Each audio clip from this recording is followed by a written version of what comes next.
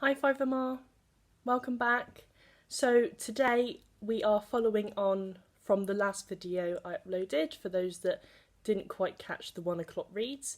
So as I said in the last video, the next chapter we were going to read is chapter 24 called The Interview. So let's begin. Okay.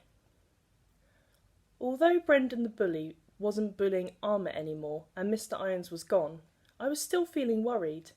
8 whole days had passed since our emergency adventure, and Ahmet's parents still hadn't been found. And even though Mrs. Sanders had said the Queen couldn't really help us, I knew that deep down we were all hoping she would do something. The hardest thing was trying to make Ahmet understand that the Queen hadn't been able to help. Every morning, as soon as he would see us in the playground, he would ask, "The Queen will find today, yes?" After a few days of trying to tell him no and seeing him look sad, we began to shrug and say, "Maybe," as hopefully as we could. "The gates will have been shut last Friday," said Josie, quietly, as she gave her ponytail an angry pull. Even though we didn't usually have PE on Thursdays, Mrs. Khan had decided to treat us, so we were all sitting on a bench, waiting for the climbing frame, and feeling sad. "Ahmet, your turn," said Tom, pointing to the free space at the climbing frame. Ahmet ran over to the bars and leapt up to the highest rung he could reach. He was good at climbing, as he was at football. When I asked him how he could jump so high and climb so fast, he shrugged and said, "Fences." "If the gates are shut already and no one's helping us to find Ahmet's family, why do you think the reporters are still here?"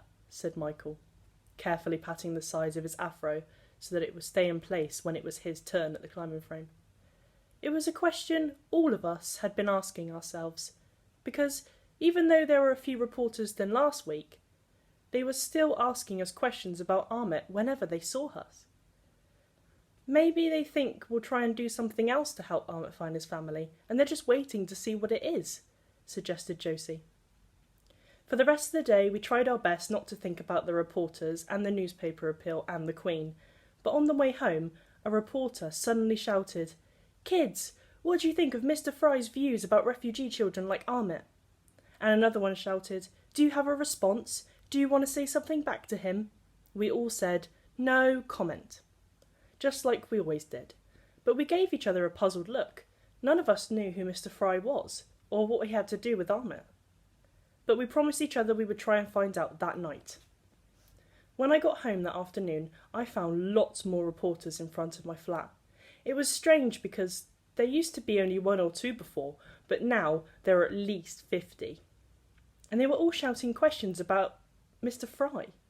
I ran past all of them just as fast as I could, and saw Mum standing just inside the main door looking out for me. "Mum!" I cried out, running up and hugging her as quickly as she buzzed the door open. "You're home early?" Mum hugged me back and hurried me inside. When we got to our flat, I could see the television was on, which was another sign that something odd was happening, because Mum only really watches telly at night. Quickly switching off the telly, Mum bent down to look at me closely and asked, "Are you okay?" It could be scary having so many people chasing you and asking questions. I nodded. "But Mum, why are you home so early?" Mum stroked my cheek before replying, "Because I need you to do something really important and help us all to help Ahmet." Motioning for me to sit down at the kitchen table, Mum placed a large peanut butter sandwich in front of me and a glass of milk. My stomach gave a growl because it likes peanut butter sandwiches the best, even though it made my mouth go sticky. "Darling, do you know who Mr. Fry is? He came to your school once, a long time ago. He's our local MP." I frowned and shook my head. "But the reporters were asking about him." Mum nodded. "I bet they were," she said, shaking her head as she sat down opposite to me. Grabbing some newspapers from the kitchen counter, she spread them out in front of me. "This is why," she said. Her voice was calm, but her cheeks were pink, so I could tell she was cross about something. I looked down at the newspapers. They were all different, but all of them had the same picture on the front page. It was of a man with grey hair, wearing a dark suit and a blue tie. And above him in big letters were headlines like "No More," "Refugee Influx Flooding Britain," and "Britain must come first." And MP Fry labels Buckingham Palace kids radical refugee terrorists. My heart beat fast as the headline, but before I could read anything else, Mum gathered the papers back up again. "Let's put these aside for now, darling. I don't want you to read the articles because most of it is just silly nonsense." I watched as Mum turned to put the newspapers back onto the counter and then faced me again.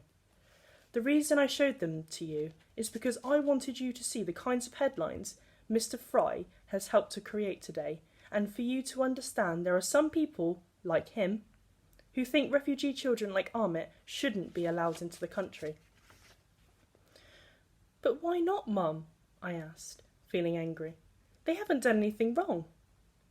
"I know that, and I'm sure deep down they know that too.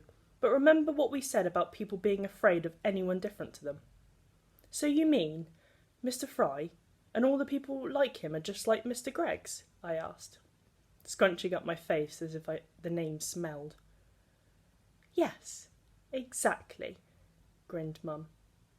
After a few seconds the grin disappeared, and there's also something else you need to know. Mr. Fry, you see, has said it was Ahmet who made you go to Buckingham Palace that day. "But that's a lie!" I cried out, feeling my cheeks beginning to burn. "I know it is, darling, and so do lots of other people, but that's why I've had a long talk on the phone with Mrs. Sanders and, well, we've come up with a plan." I sat up, pushing my sandwich plate away, told my ears to listen carefully because any plan of my mum's would be the best plan ever. "Now, we think that people like Mr. Fry shouldn't be on the front pages of any newspaper. It's your story and Ahmet's story that people need to hear. So how would you feel about talking to a reporter today and tell them all about your letter to the Queen and Ahmet trying to find his family and all the things that you've done for each other?" "But you told me to say no comment." "I know I did," said Mum. "I wanted to protect you and Ahmet too, but when people like Mr. Fry start telling lies, it's time to speak out." "So you mean I should tell them about the greatest idea in the world and the emergency plan and the Queen and everything?" I asked, feeling both scared and excited. "Yes," said Mum. "But it won't just be you on your own. Tom and Josie and Michael and Ahmet will be with you too, and you can all share your story together." I clapped my hands. "Mum, that is the best plan in the whole world." Mum laughed and, getting up, said, "I'm glad you think so. Now finish that sandwich and let's get back to school. Mrs. Sanders has suggested we hold the interview in your classroom, so we need to be there in—" Mum looked at her watch. "Half an hour. Plenty of time for you to wash your face and look your best too. Chop chop." I gobbled down my peanut butter sandwich, gulped down my last bit of milk, scrubbed my face, brushed my hair, polished my school clothes and shoes, and checking I had the greatest idea in the world with me in my rucksack, got Mum to tie my school tie extra neatly. I thought I had done everything in 3 minutes, but then Mum said that was good for 10 minutes, which made me look at the clock, and then I shook my head at it. As we headed downstairs to the main door, Mum grabbed my hand and said, "We're going to have to run very fast to the bus stop, okay?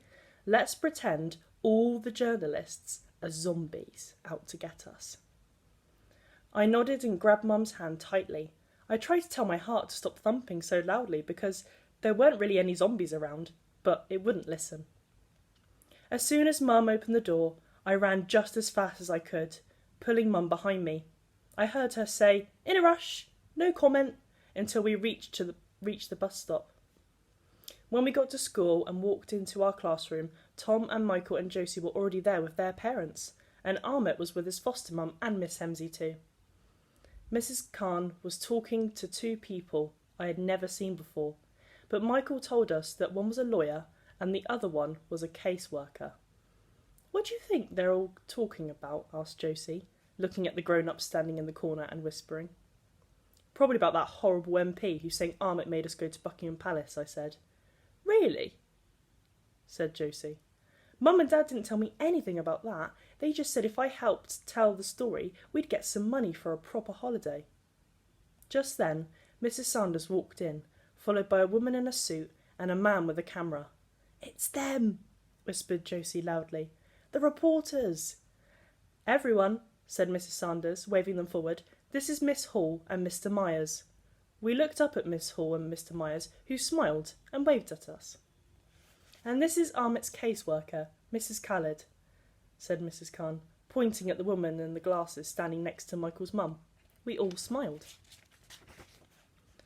"Let's begin, shall we?" clapped Mrs. Sanders. "First, Mrs. Hall is going to speak to the four of you about the greatest idea in the world, and then she's going to speak to Ahmet, with Miss Hemsley's help, of course. And Mr. Myers will be filming you all, and then take some nice pictures of the plans. Have you got them?" "Right here," said Mum, holding up my rucksack. After Mrs. Sanders and everyone had finished fussing over our hair and collars and jumpers and ties, we all sat in a row, and the interview began. It only lasted 10 minutes, but it felt so much longer. Mrs. Hall asked us what made Ahmet so special and why we wanted to help him. It was hard answering more than one question at the same time, especially with so many grown-ups and a large camera staring at us. But Tom said it was because Ahmet was the only boy he had ever met who had seen real bombs and guns and had been fast enough to run away from them. And Michael said anyone who had millions of miles to come to school deserved to be helped. And Josie said that Ahmet was the best footballer she had ever seen. Even better than her, and that it wasn't fair that he didn't know where his parents were. And I said that Ahmet was the bravest person I had ever met, because even though he had run away from a real-life war and found it hard to speak English and missed his family all the time, he was still the best kind of friend anyone could ever have. After that, Miss Hall asked us about the greatest idea in the world, and the emergency plan. So we showed her, and the camera, the drawings, and talked about how we had gone to the Queen for help because we thought she could do anything. "Are you all disappointed that the Queen hasn't contacted you?" asked Mrs. Hall. We all nodded. "What would you say to her if you could? In fact, what would you say to everyone out there listening to you today?" asked Mrs. Hall. "The gates need to be kept open," said Tom without hesitating. "Yeah," said Michael, "they should be kept open for everyone, like Ahmet." "And everyone needs to help Ahmet find his parents," said Josie, "because it's not their fault they've gone missing." Mrs. Hall nodded at me and, looking at me, waited for an answer. I wanted to say lots of things to the Queen and the Prime Minister, but instead I said, I think we should all help anyone who's a refugee, just like my Grandma Jo did." I heard Mum gasp as Mrs. Hall leant forward. "Your Grandma Jo helped refugees too?" she asked, looking interested. I nodded. "In the World War, the second one." "And how did she help them?" asked Mrs. Hall gently. I looked over at Mum, who nodded at me. Her eyes were wide and watery. "She ran away from the Nazi people, and then she helped other people run away from them too." Mrs. Hall cleared her throat and, giving me a smile, turned to Ahmet to ask him about all the things he had seen and what he had run away from. I watched as Mrs. Hemsley helped him translate what he wanted to say into English, but I liked his last answer the best. Because when Mrs. Hall asked him about how he felt about what he had done, and what we had done, he looked at us and without any help said, I'm happy to have best friends on planet." And just like that, I knew the answer to my very last question. When we got home that night, Mum tucked me into bed and said she was proud of me, and that wherever Dad and Grandma Jo were, they were very proud of me too. In fact, I think if Grandma Jo were alive today, she'd give you a big fat kiss and tell you exactly what she told your dad when he was your age, said Mum, stroking my hair. "What was that, Mum?" "That the entire world is full of hearts searching for a place to call home. But refugees are different because they don't just look for a home.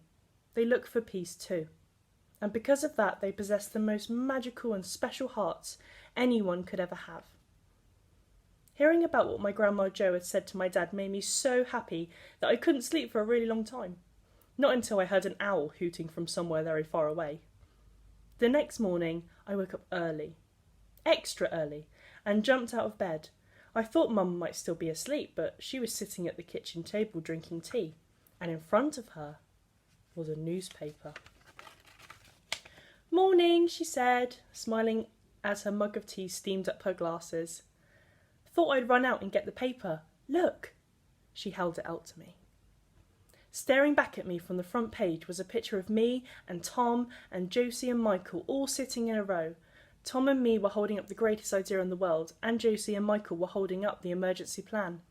Next to it was an even picture of Amit smiling, and above all our heads in big bold letters were the words, "Amit, the most famous refugee boy in the world.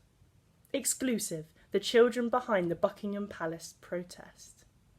"Come over here, you," said Mum, opening her arms. "Let's read it together, shall we?" School isn't for another 2 hours, so we have lots of time. Squeezing onto Mum's chair, I read the article with her.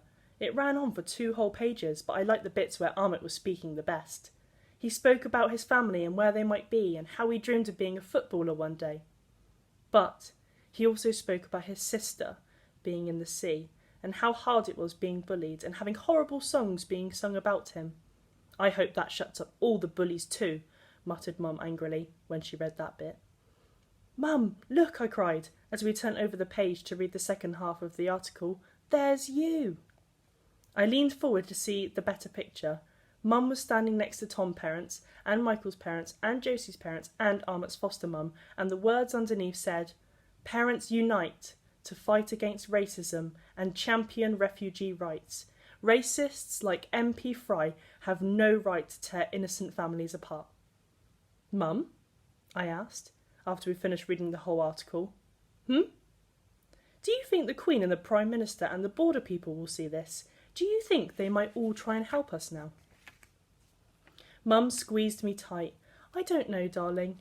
But what I do know is that by us sharing our story, lots of more people will be talking about it, and that has to be a good thing."